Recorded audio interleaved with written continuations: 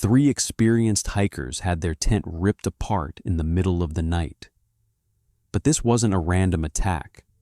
The creature had been watching them for hours, studying their camp, learning their layout, waiting for the right moment to send a message. When rescue teams found them 12 hours later, they were barely coherent, speaking in fragments about glowing eyes and something that moved with terrifying intelligence.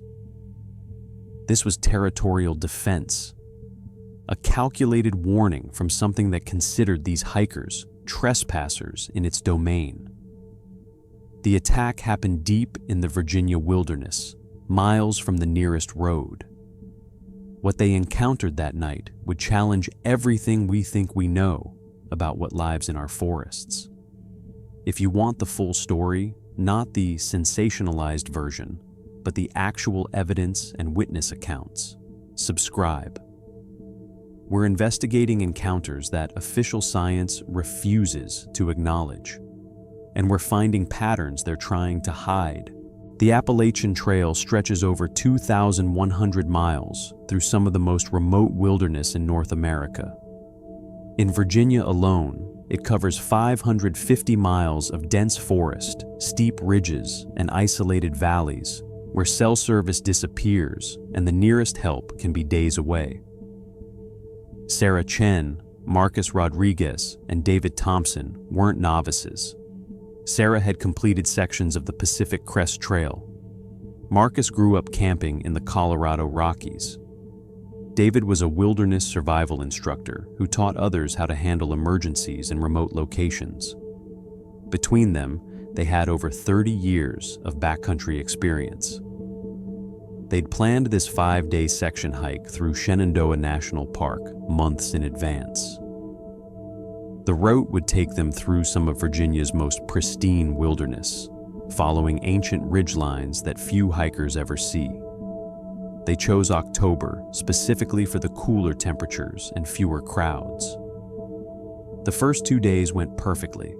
Clear skies, moderate temperatures, and stunning fall colors. They made good time, covering nearly 15 miles each day. Their planned campsite for night 3 was a small clearing beside a mountain stream, about 8 miles from the nearest trail intersection. The campsite seemed ideal, a natural clearing about 30 feet across, with a reliable water source and level ground for their tents. Dense hardwood forest surrounded them on all sides. They were as isolated as 3 people could be in the Virginia wilderness. They set up camp around 6 in the evening. Sarah pitched her ultralight solo tent on the eastern edge of the clearing. Marcus and David shared a 2-person shelter about 15 feet away, closer to the stream. But as darkness fell, David noticed something wrong. The forest had gone completely quiet. No bird calls, no rustling in the underbrush. Even the usual night sounds seemed muted. He'd spent enough time in wilderness to recognize when something felt off. Every instinct screamed that they weren't alone. He was right, and it had been watching them since they arrived. They cooked dinner over David's lightweight stove, dehydrated meals, nothing that would create strong odors or attract wildlife. Everything by the book. As darkness fell, the temperature dropped into the low 40s. Perfect sleeping weather. They were all in their tents by 9:30, planning to get an early start the next morning. The final 2 days would take them through some challenging terrain, including a steep descent that David wanted to tackle in cooler morning temperatures. Marcus fell asleep first. He'd pushed the pace that day and was exhausted. Sarah read for a while by headlamp before settling in around 10:15. David stayed awake longest, listening to the forest sounds and making notes about their route for the next day. At 10:45, David wrote his final journal entry. Something feels different about this place. Can't shake the feeling we're being watched. Probably just tired. Long day tomorrow. What none of them realized was that they'd made camp in the center of what local wildlife biologists would later identify as a territorial boundary. The clearing wasn't naturally formed. Something had been maintaining it, keeping the undergrowth clear and the canopy open. The lack of animal sounds wasn't coincidence. Other creatures had learned to avoid this area. The stream that had seemed like such a perfect water source was actually a territorial marker. Fresh scratches on nearby trees, invisible in the fading daylight, showed claw marks 8 feet off the ground. Broken branches formed patterns that would have been recognizable to anyone familiar with primate territorial displays. They'd unknowingly pitched their tents in the middle of something's home range. And that something had been watching them since they arrived. David woke first at 2:17 a.m.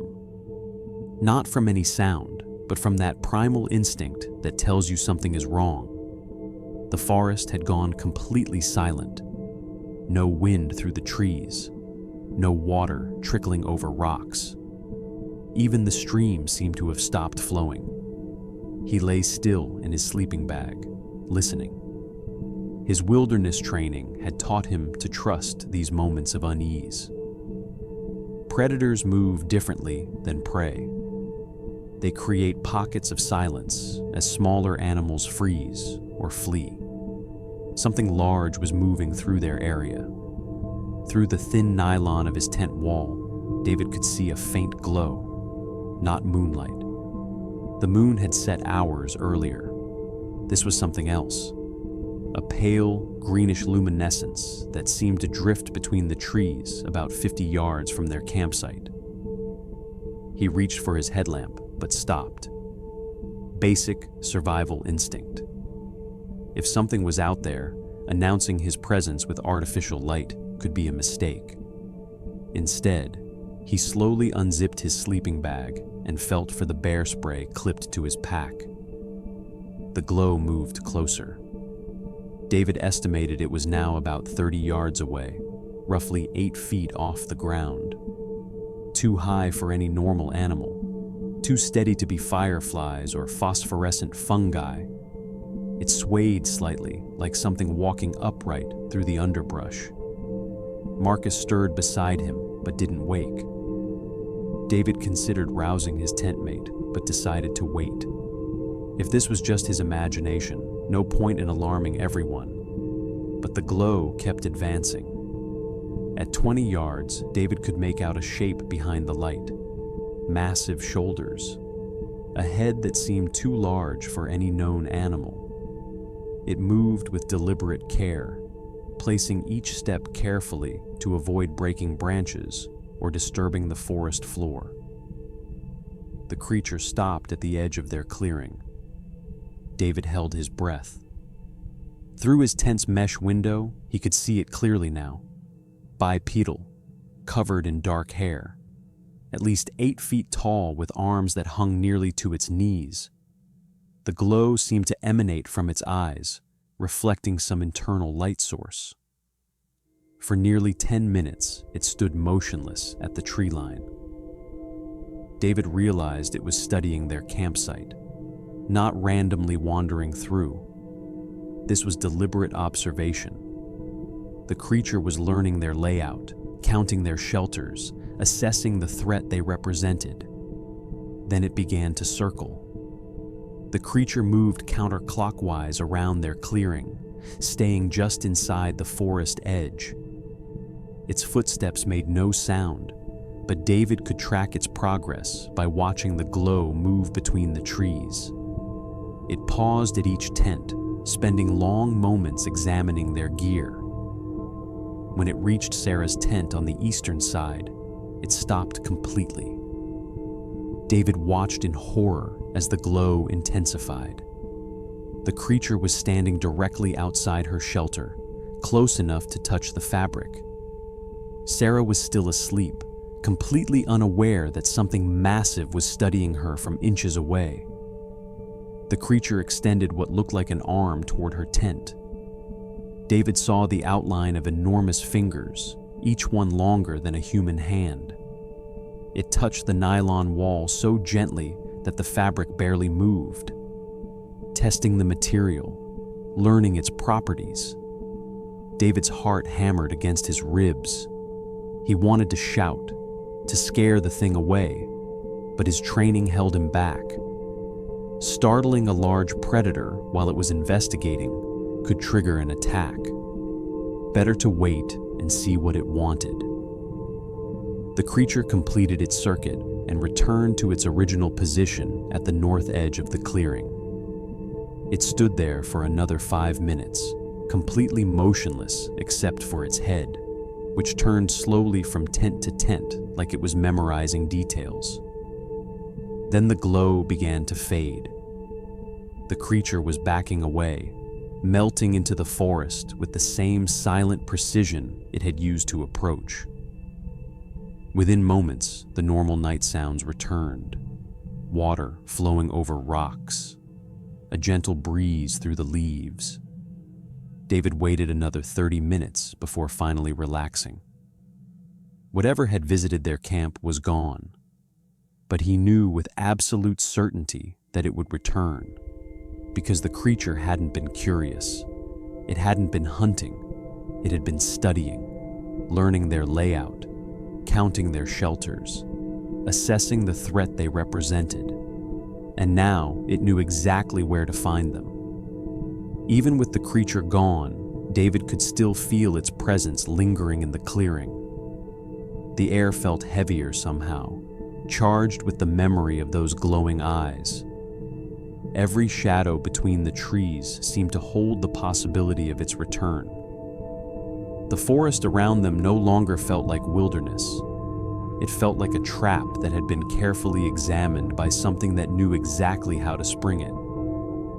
And now it knew exactly where to find them. David never fell back asleep. He lay in his tent, bear spray in hand, watching the tree line for any sign of movement.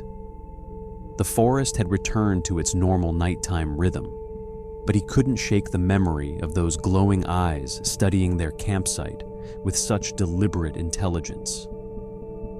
At 3:45 a.m., it came back. This time there was no subtle approach, no careful reconnaissance. The creature crashed through the underbrush with the force of a freight train, snapping branches and sending rocks tumbling down the hillside. The sound echoed through the valley like thunder. Sarah bolted upright in her tent, instantly awake. What was that? David was already moving, unzipping his tent fly with shaking hands. Something big, stay in your shelter. But the creature had no intention of remaining hidden this time. It stepped into their clearing with earth-shaking footsteps, each one hitting the ground like a sledgehammer. David's headlamp beam caught it full on as he emerged from his tent. The creature stood nearly 9 feet tall. Massive shoulders stretched at least 4 feet across, covered in thick, dark hair that seemed to absorb light. Its arms hung past its knees, ending in hands the size of dinner plates. But it was the face that froze David's blood. Intelligent eyes reflected his headlamp beam with an eerie green glow. The creature's features were a disturbing blend of human and something else entirely. A pronounced brow ridge cast deep shadows over those penetrating eyes. Its nose was broad and flat, with nostrils that flared as it tested the air. When it opened its mouth, David saw teeth designed for tearing. What would you do in that moment? Drop a comment.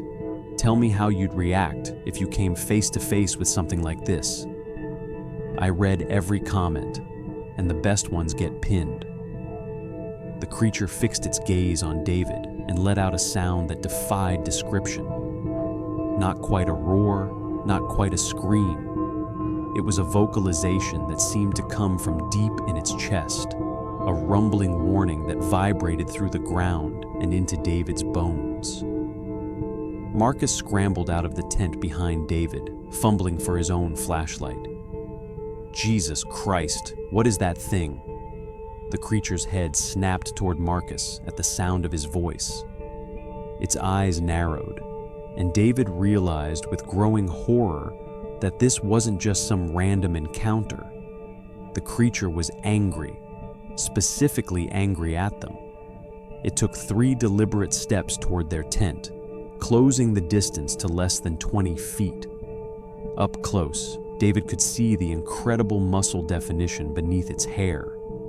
This wasn't some lumbering beast. It moved with the controlled power of an apex predator. Sarah's voice came from behind her tent wall, tight with terror. "David, what's happening out there?" "Stay down," David called back, never taking his eyes off the creature. "Don't move." But the creature had heard her voice too. It turned toward Sarah's tent with sudden, focused interest. David watched in horror as it began moving in her direction, each step deliberate and purposeful. That's when David made the decision that probably saved their lives. Instead of retreating, instead of trying to hide, he stepped directly into the creature's path. He raised his arms above his head, making himself appear as large as possible, and shouted at the top of his lungs, "Hey, over here, look at me!" The creature stopped mid-stride. It turned back toward David, tilting its massive head with what looked almost like curiosity. For a moment that stretched into eternity, human and creature stared at each other across 20 feet of moonlit clearing. Then the creature did something that chilled David to his core. It smiled. Not the friendly expression of a human, but the predatory grin of something that had just realized it was dealing with prey that might actually be interesting. It raised one massive arm and pointed directly at David. Then it pointed at Marcus. Finally, it turned and pointed at Sarah's tent. The message was unmistakably clear. "I see all of you. I know exactly where you are, and this is my territory." The creature took one more step toward Sarah's tent, testing David's resolve. When David held his ground, shouting and waving his arms, it stopped again. But this time, its expression changed to something far more dangerous. Pure, territorial rage. The creature's rage erupted like a dam bursting. It threw back its massive head and released a roar that shook the trees around them. Birds exploded from their roosts in panic, filling the air with desperate wing beats and terrified calls. Then it charged. David had maybe 2 seconds to react. The creature covered the 20-foot distance in 3 enormous strides, moving faster than anything that size should be able to move. David dove sideways, rolling behind a fallen log, as one massive hand swept through the space where his head had been. The creature's momentum carried it past David and straight into their tent. The 2-person shelter exploded like it was made of tissue paper. Aluminum poles snapped with sharp cracks. The rainfly wrapped around the creature's arm like a banner as it spun to locate its target. Marcus had scrambled in the opposite direction, clutching his headlamp and bear spray. "Sarah, run! Get out of here!" But Sarah was trapped. Her tent sat directly in the creature's path to the forest. When she unzipped her door and tried to bolt, the creature spotted the movement immediately. It abandoned its pursuit of David and wheeled toward her with terrifying focus. Sarah made it maybe 10 feet before the creature reached her tent. One massive hand grabbed the back of her shelter and lifted the entire structure off the ground with her still inside. The tent spun in the air like a child's toy before crashing into a nearby tree. David watched in horror as Sarah tumbled out of the wreckage, her sleeping bag tangled around her legs. She was hurt but moving, crawling toward a cluster of boulders at the clearing's edge. The creature stood over the destroyed tent, breathing heavily. Its chest rose and fell like a bellows, David could see its nostrils flaring as it tested the air, tracking Sarah's scent. That's when Marcus made his move. He'd circled around behind the creature while it was focused on Sarah. Now he stepped out from behind a tree, bear spray raised, and let loose with a full blast directly into the creature's face. The effect was instantaneous and terrifying. The creature spun toward Marcus with a shriek of pain and fury, clawing at its eyes. But instead of retreating, it attacked with blind rage. Its massive arms swept in wide arcs, trying to catch Marcus by sound alone. Marcus backpedaled desperately, but his foot caught on a root. He went down hard, and the creature heard the impact. It lunged toward the sound, hands outstretched. David didn't think. He grabbed a burning log from their campfire and hurled it at the creature's back. The flaming wood struck between its shoulder blades in a shower of sparks. The creature's hair caught fire immediately. Now it was the creature's turn to panic. It spun in circles, trying to reach the flames on its back. Its roars of pain echoed through the valley. The smell of burning hair filled the clearing. But the fire also illuminated something that made David's blood freeze. More eyes were watching from the tree line. Glowing green orbs, at least 6 pairs, arranged at different heights among the trees. If that moment gave you chills, hit-like. Because what David saw next changed everything. They weren't alone. This creature had a family. "We have to go," David shouted. "Right now!" Sarah had reached the boulders and was pulling herself upright. Marcus rolled to his feet, still clutching his bear spray. The burning creature was rolling on the ground now, trying to extinguish the flames. David pointed toward a gap in the trees on the south side of the clearing. "That way, stay together." They ran into the forest with nothing but the clothes on their backs and the gear they'd grabbed in panic. Behind them, the creature's roars grew even louder as the other shapes began moving through the trees. The hunt was on. The 3 hikers ran through the darkness for over 2 hours, crashing through underbrush and stumbling over fallen logs. David led them south, following what he hoped was a deer trail that might eventually connect to a maintained path. Behind them, the forest erupted with sounds they'd never heard before. Multiple creatures were tracking them. The original burning creature had recovered quickly, and now its calls were being answered from different directions. Deep, guttural vocalizations echoed through the valley, creating a terrifying chorus that seemed to surround them. Sarah's ankle was badly twisted from her fall, but adrenaline kept her moving. Marcus had lost his pack in the chaos, leaving him with only the bear spray and his headlamp. David still had his GPS unit, which showed they were moving away from any marked trails. At 6:15 a.m., just as dawn was breaking, they stumbled onto a fire road. David's GPS indicated they were nearly 12 miles from their original campsite. They'd covered impossible terrain in the darkness, driven by pure terror. Marcus used his cell phone to call 911 the moment they found signal. The conversation was barely coherent. The dispatcher had to ask him to repeat himself multiple times as he tried to explain what had attacked them.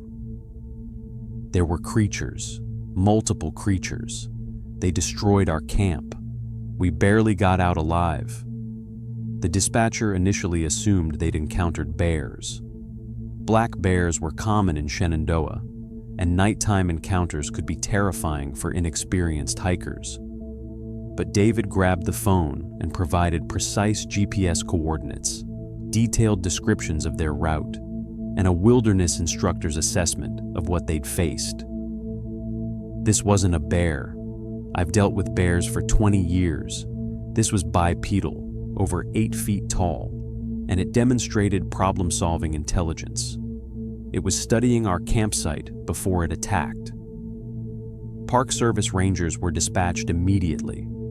The initial response team included 2 wildlife specialists and a search and rescue coordinator. They expected to find the typical aftermath of a bear encounter.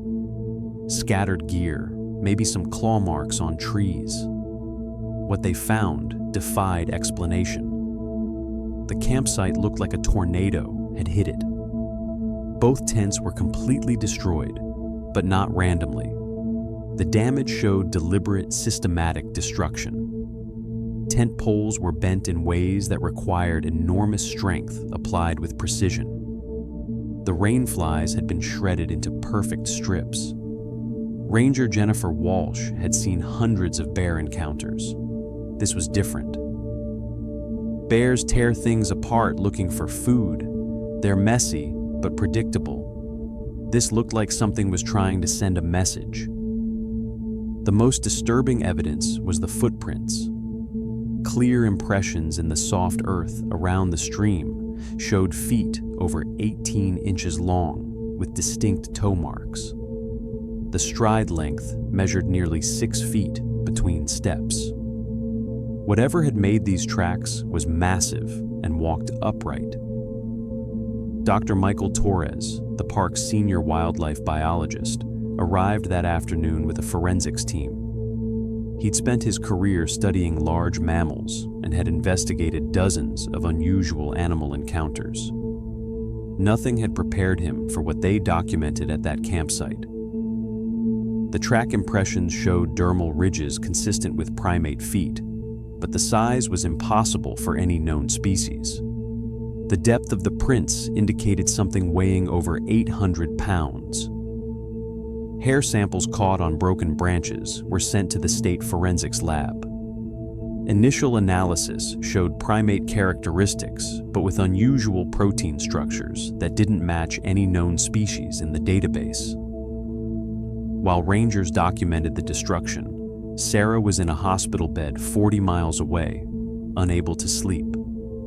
Every time she closed her eyes, she saw those massive hands lifting her tent into the air like it weighed nothing.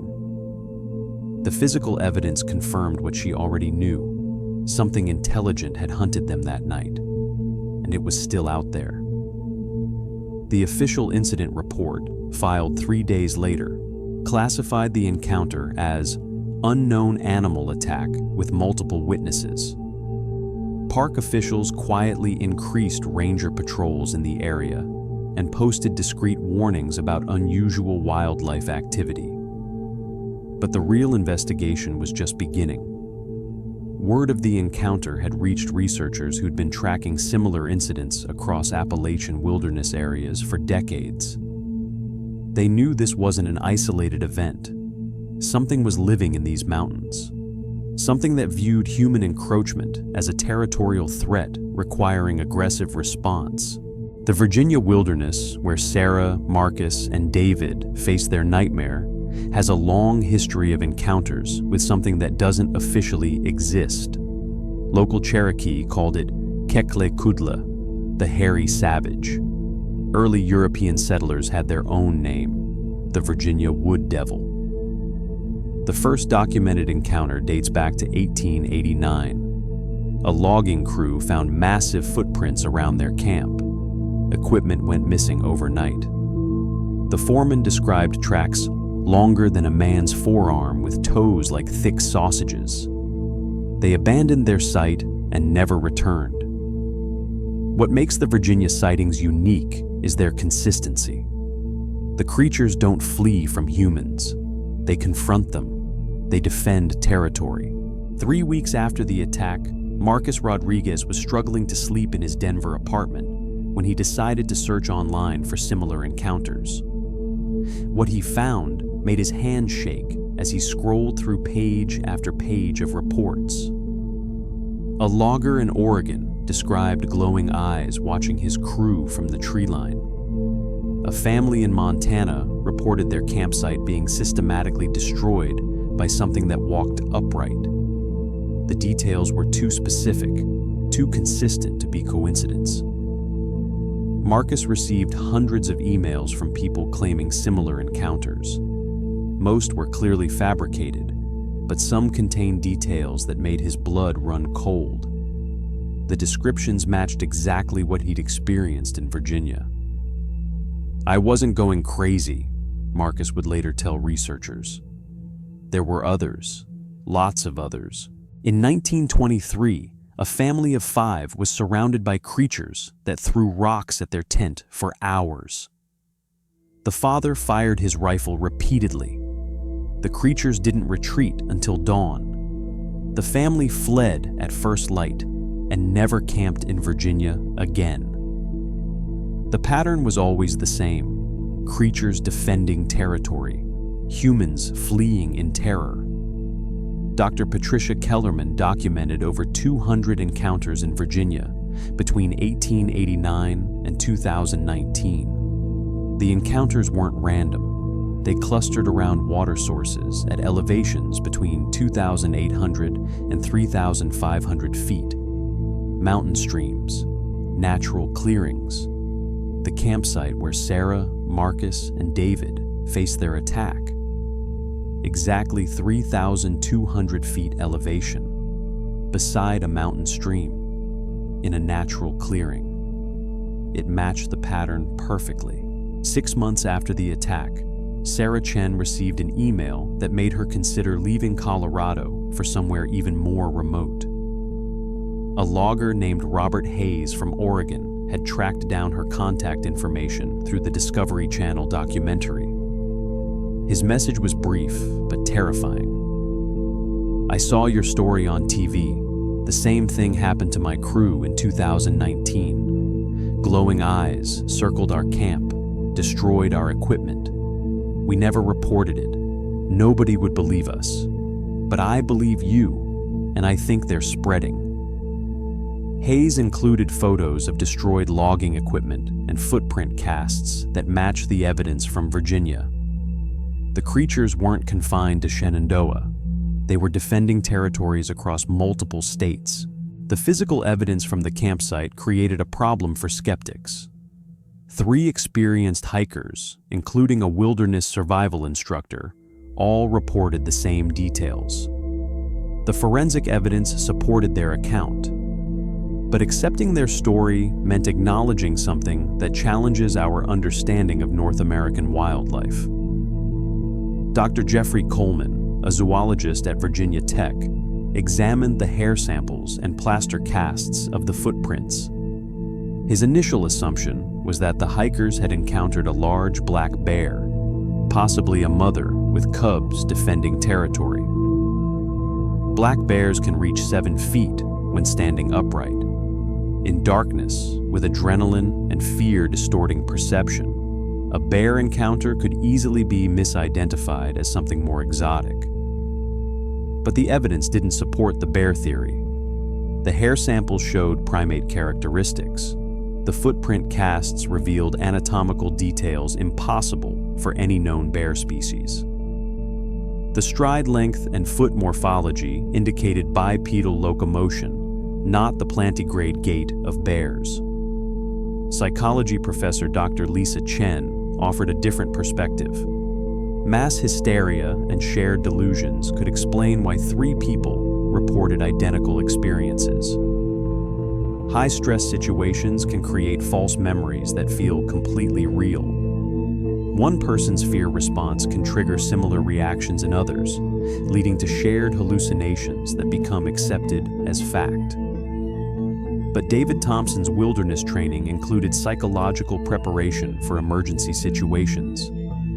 He dealt with bear encounters, mountain lion sightings, and other dangerous wildlife without panic responses. I know the difference between fear and observation. I know what a bear looks like, sounds like, moves like. This wasn't a bear. It wasn't human. It was something else. David Thompson couldn't return to his normal life. He'd resigned from his wilderness instruction job and taken a desk position with the State Forestry Service, but his real work happened after hours. He'd become obsessed with understanding what they'd encountered. Local park rangers know about the history, though they rarely discuss it publicly. Ranger Tom Bradley worked Shenandoah for 42 years before retiring in 2018. He kept detailed personal records of unusual incidents that never made it into official reports. We'd find campsites destroyed in ways that made no sense, gear scattered in perfect circles around the site, food containers opened but not eaten from, just emptied onto the ground, like something was making a point. Bradley documented 17 incidents between 1995 and 2015, where experienced hikers reported encounters with large bipedal creatures in the same general area. Most never filed official reports. They simply left the park and never returned. David's analysis revealed a disturbing escalation pattern. Early reports described creatures that remained hidden, content to throw rocks or make noise. Recent encounters show increasingly direct confrontation. The creatures are becoming bolder, more aggressive in their territorial defense. Wildlife biologist Dr. Sarah Martinez spent 5 years studying the Virginia reports. Her conclusion was unsettling. If these encounters represent real animal behavior, we're looking at a species that views humans as a territorial threat requiring active management. They're not avoiding us anymore, they're managing us. The most troubling aspect for skeptics was the intelligence the creature displayed. Random animals don't conduct reconnaissance. They don't systematically destroy campsites to send messages. The behavior patterns suggested cognitive abilities that don't exist in known North American wildlife. Wildlife photographer James Mitchell spent 6 months investigating the site. His trail cameras captured unusual heat signatures and unexplained movement patterns, but never clear images of the creatures themselves. Something large and intelligent is avoiding the cameras. It knows they're there and moves around them. That level of awareness suggests problem-solving abilities we don't associate with any known animal. The attack on our 3 hikers represents the most aggressive encounter on record. For the first time, the creatures didn't just intimidate. They actively hunted humans who refused to leave their territory. Something has changed in these mountains. The question isn't whether these creatures exist. The question is what happens when territorial animals decide that intimidation isn't enough anymore. The attention brought unexpected support. Dr. Patricia Kellerman reached out personally, sharing decades of research into similar encounters. She helped connect the 3 hikers with other witnesses who'd faced comparable experiences. "You're not crazy," she told them during a private meeting. "You encountered something that science hasn't acknowledged yet. That doesn't make your experience less real." The media attention made everything complicated. Local news picked up the story first, treating it as a curiosity piece about hikers with overactive imaginations. But when the physical evidence became public, larger outlets took notice. The Discovery Channel sent a production crew to interview all 3 hikers. The resulting documentary, Terror on the Trail, aired 6 months after the incident.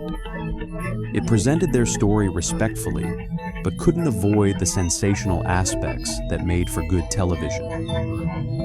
Paranormal investigators descended on Shenandoah National Park. Amateur cryptid hunters set up camps near the attack site, hoping to capture their own footage. The Park Service had to increase ranger patrols to manage the influx of thrill seekers and ghost hunters. But the real healing came through connections with other witnesses. A support group formed, meeting monthly, to discuss coping strategies and share new evidence. Marcus found the most comfort in these gatherings. Speaking with people who'd faced similar terror helped him process what they'd survived. The 3 remain in contact, bonded by an experience that changed their lives forever. Sarah eventually found peace in Colorado, far from Virginia's mountains.